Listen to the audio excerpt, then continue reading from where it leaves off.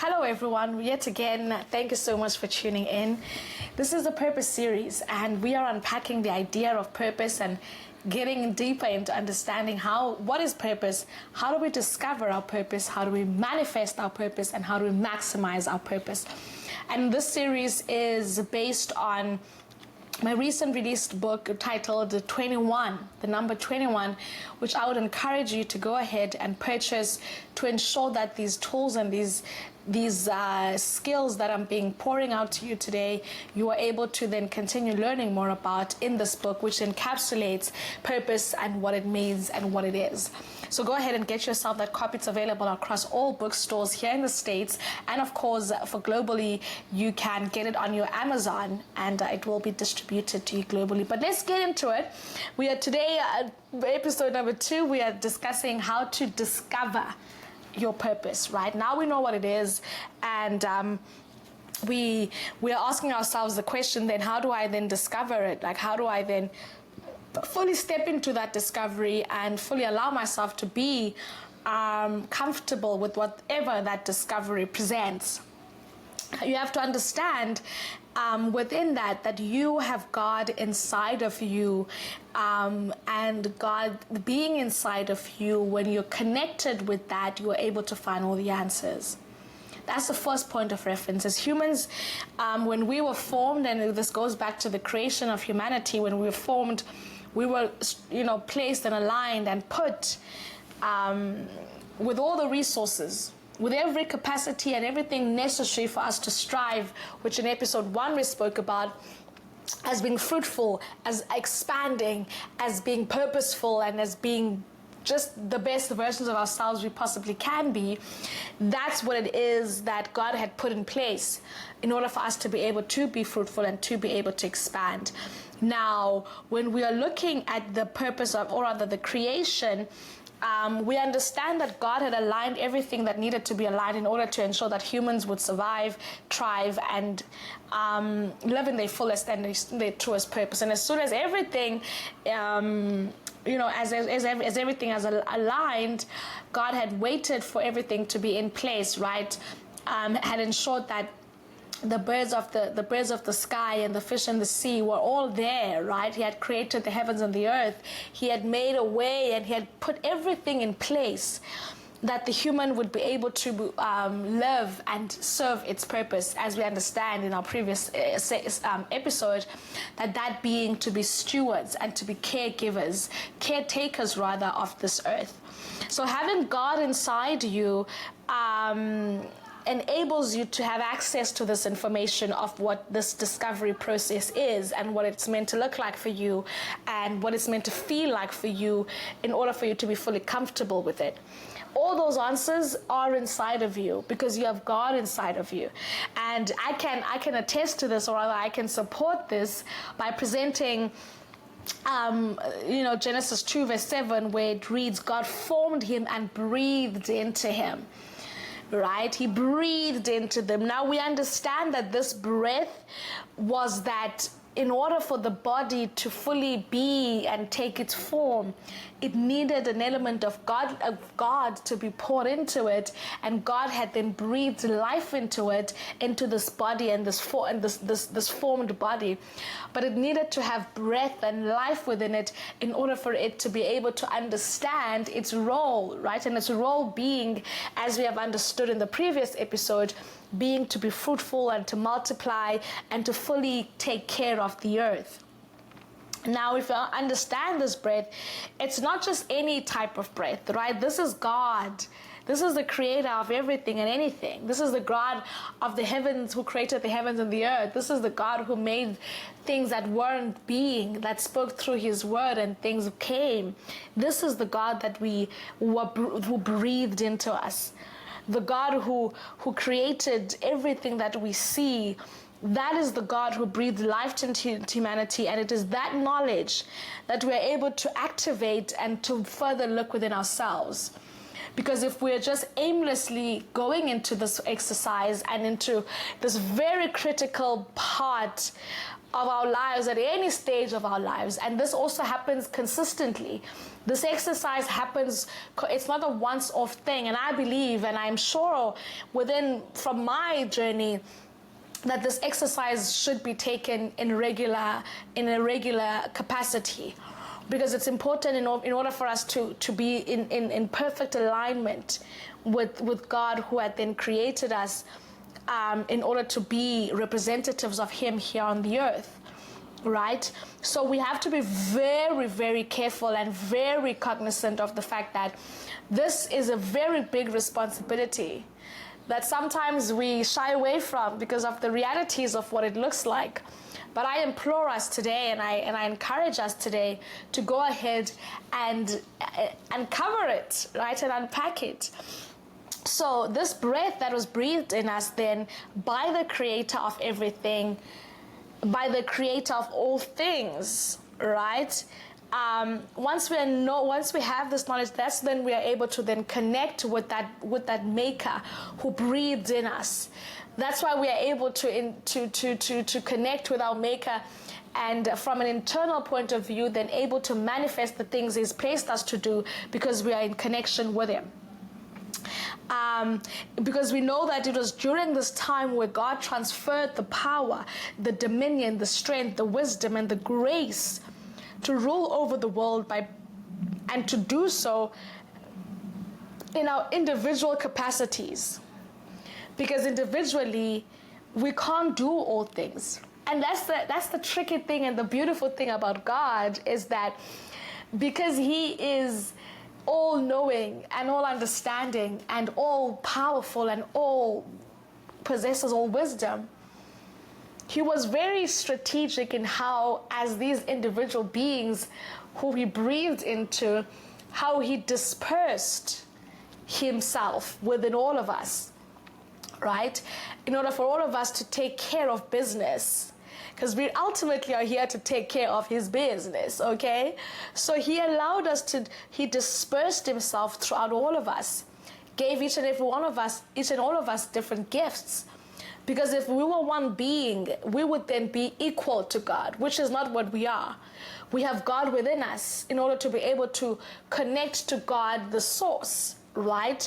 So once we understand that the source has allowed us, breathed in us, so that we are able to connect with Him to find the answers of who we individually are meant to be. So in that, it's the intricacy of that. God was like, these ones I must not give all the power and all the skills, right? I can't give it to one individual. When it's dispersed among all of them and everyone has a different role to play, then all of us are going to be in access of the little power that we have, but are also able to connect that power with the ultimate God, which is what makes it very particularly special, is that if all of us are then connected in that purpose, if each and every one of our purposes are in alignment with God and to God, then the perfect, the idea of God's kingdom coming on earth, that's what that looks like. When we imagine what does God's kingdom on earth look like, I would argue it has nuances and to some degree has resemblance of us all stepping into the individual reality of our purposes and stepping into them unapologetically and living in them, and therefore being able to access God and enable God to be accessed through us living and spreading out our gifts. And that way there would be just a slight resemblance of God's kingdom coming on earth, because when we ask for God's kingdom to come on earth, we're asking God to place accents of His goodness, of His love, of His faithfulness, of His sovereignty. But we're asking those, but we are not willing to step into what God has called us to be. So it's a very critically important exercise, and wherever you are and whoever you are meant to do this exercise in order for us to ultimately, collectively, individually, in our purposes, fulfill God's kingdom on earth. So it was during this time when he then transferred that to us, and we need to understand that everything that is necessary for us to be able to manifest this purpose is there for us. But we're going to manifestation in our next episode. Today we are only diving into the discovery of it and what that looks like. But everything we need, we have. It's there. That's why God had ensured that all things are perfect and then created man. Because he had to make sure that this special being that I'm about to create, right, is fully equipped with all things necessary, right? And your purpose in itself has already been placed already within you as well. Your resolve has already been placed within you, so it's just a matter of alignment and accessing it, right? And it's so beautiful to understand that all things are there, just like the mist made sure it gathers clouds for rain to fall on the earth, that plants and fruits may grow, that this being that's about to step into the world is able to eat and flourish and multiply and expand. That's how we understand and look at the idea of creation and marvel at it, right? So you have everything you need in order to maximize and to manifest your purpose, but we're going to get into that. But in order for us to discover this purpose and to be comfortable with this discovery, we need to connect with. Okay, so now we understand that, we have to connect to the source in order for us to be able to fully connect to what it is that the source has placed us to do here, right? So that concept we have fully understood now, but how do we go about connecting to the source? How do we do that? And I present solutions today. I present suggestions today. I present advices today, and I really truly present points of viewing and understanding of this particular topic. And I hope that you will take them and make them your own, but really understand them from the point of view in which it's coming from. But how do we then connect to the source? Where is the source, and how do we make way and make room for that connection to be truly formed and truly established? Now, my suggestion and I would then go ahead and argue that we need to be to be socially isolated when we are in this or doing this exercise. And by that, I mean not to necessarily disassociate from anyone or people, but there's a very important critical element within just being silent within yourself and with yourself to be able to fully connect with your source. So that's a very important part of the exercise. And that could look different for all of us. That time of isolation and that time of discovery and that time of connectivity could look different for all of us in various different ways. So you'll know what that looks like for you. But it does require, or it's very thoroughly important that in that journey, in that process, you do close off everyone else's thoughts, ideas, notions, what one's meant to do, what one's meant to be, because those are societal things that have been placed. But in order for you to fully connect with your source, who was the one who's the giver of the gifts and the talents, you have to be alone with him. So that requires a level of isolation. So it's very important to be aware of that. And if you look at the Bible, for an example, there are a couple of individuals who actively took time to isolate before fully stepping into their purpose, or to expanding their purpose, or to maximizing their purpose. And they isolated themselves, and some were socially isolated from society in general, right? And there are necessarily 5 that come to mind, but they could be more that you could share and unpack with me as we go along. And sometimes this isolation could be caused by yourself, where you take that active decision to isolate and remove yourself from too many voices coming in. And some people could say, we're going on a social media break, or we're going on holiday, and you're going away and you you're stepping outside and you're traveling, or whatever the case, whatever that could look like for you, where you're away from voices that often influence what you do and the decisions that you take. So that could be the one element. The other could be where you find yourself being forced into isolation, right? The divineness of who God is pushes us sometimes to our purpose, and that's the most uncomfortable part. But perhaps within that investigation, allowing God to push you, but also allowing God to guide you towards where that is and what that could be, is also both suggestions that are necessary. And sometimes God pushes you in a way that it does isolate you from society, and it does isolate you from the voices that could influence how it is that you make decisions and how you think. So these individuals, some had taken the decisions and some have been pushed. There's just God's divine energy and God's divine way of doing things that pushed them rather to finding themselves. The one comes in mind is Joseph, which it's a heart-wrenching tale of human trafficking and false imprisonment. But Joseph's story takes the Egyptian, idea when it comes to social isolation, the cake date, or the date cake, as one could see it, right? And it's the story of 14 years trapped in a dark, dingy hole, and his only friends, it's having placed him and a forgetful wine bearer, and now a dead baker, and there's just so many ways, and one could have never imagined that exact same man,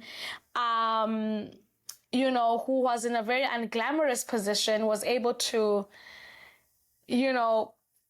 become the Joseph that was so iconic within the region, right? He then went ahead to make himself and rise within his purpose. And ultimately, his family was able to savor within his benefits, right? And it is so just ironic in a sense to just have to think about the fact that him being pushed within that purpose, and being, one being able to portray dreams and to see and understand dreams, which in that isolation and in the time when he was in that dingy hole and in that dark hole, he was able to, I would definitely argue that, was able to fully understand. God was able to help him define this gift that he has been given. And this gift had placed him before kings. This gift had propelled him. This gift, this purpose, was able to help him expand, help him be fruitful, help him to thrive, and help him to be the best that he could possibly be. So he was able to activate and connect with God within that time of isolation, away from his forgetful friends, away from his family that have actually pushed him to being in that situation. But if we look at it intricately, we understand that was him being pushed away and alone in this dingy hole, but that was also a way for him to connect with his maker and to fully understand what his purpose is, which he might not have been fully able to discover if he was where he was, right, initially.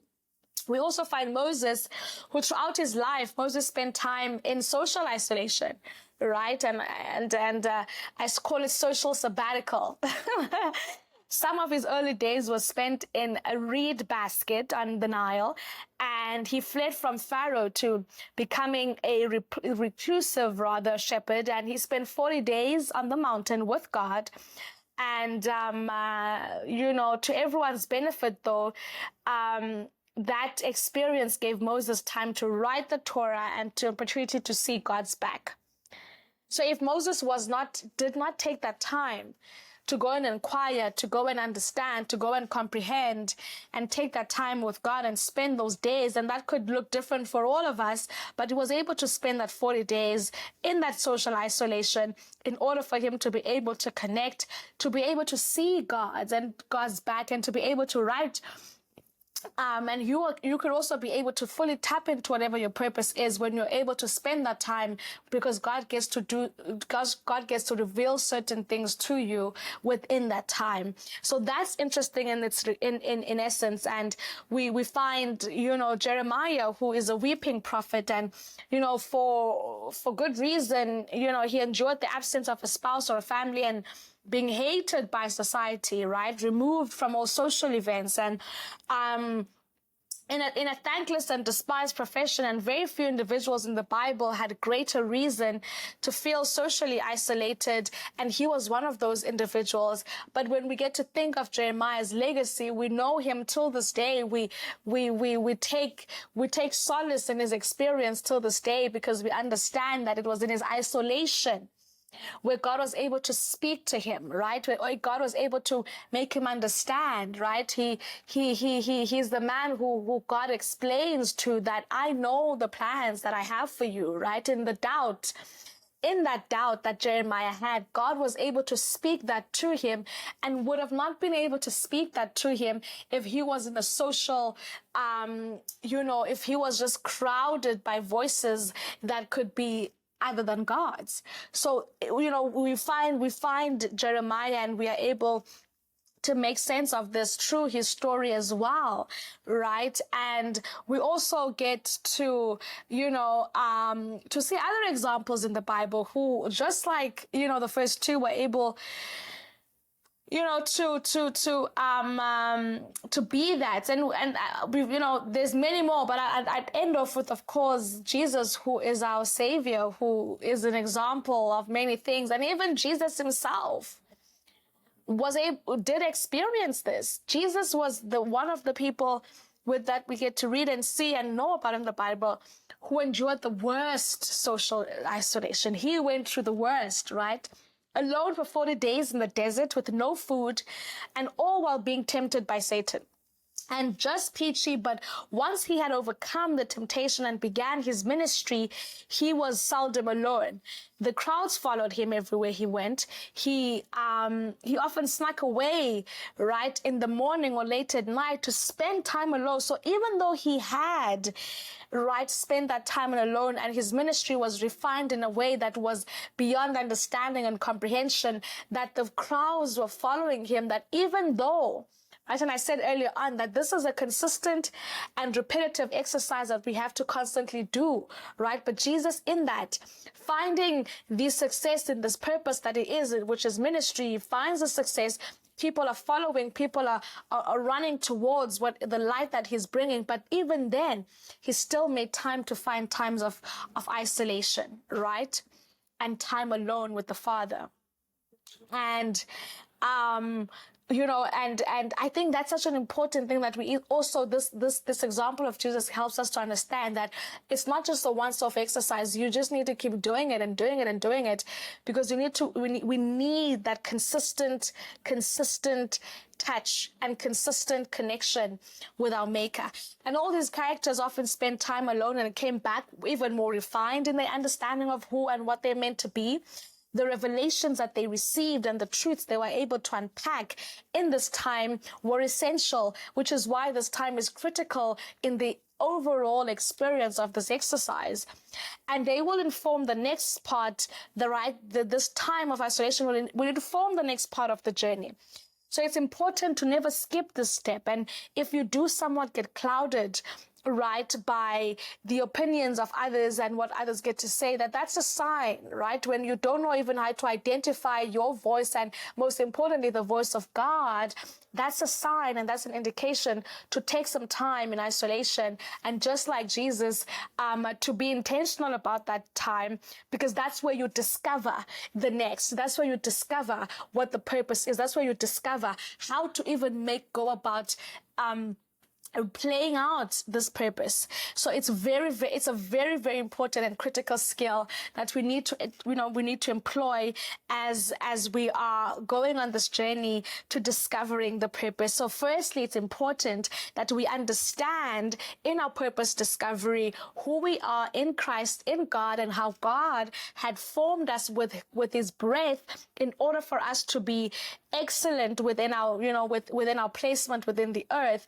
And then therefore we need to then connect with him in order to discover what our purpose is. I hope this makes sense to you, and I hope this is going to encourage you. If you are in that time of wanting to connect, if you are in that time of wanting to understand, then I implore you to go ahead and utilize this time to fully connect with God, and to be able to do so effectively and efficiently. It is in the idea and in the exercise of isolation from society. Now, this is one of the things, and we are going to continue unpacking this, and we're going to continue looking at the intricacies of this topic and in this conversation. This is part 1 of purpose and the discovery of purpose, and we will do part 2 on our next installment. I hope that this has encouraged you, and I hope, of course, that you are taking all of this in. I hope you're taking all of this in on your journey and on your journey to purpose discovery. Now, ladies and gents, again, I want to remind you all to go ahead and get yourself a copy of 21, because that's where I kind of got to unpack all of this in much greater details. It's available across all bookstores here in the States where books are sold, and of course on Amazon if you are an international darling and an international individual. So yes, I love you all so much, and thank you for watching. And don't forget to subscribe, to like, and to share this video with a friend, a colleague, a family member who might need this encouragement and who might utilize these tools in order for them to be able to tap into their purpose, which ultimately reveals their true sense of being. I love you all, and I'll see you next time. Cheers for now.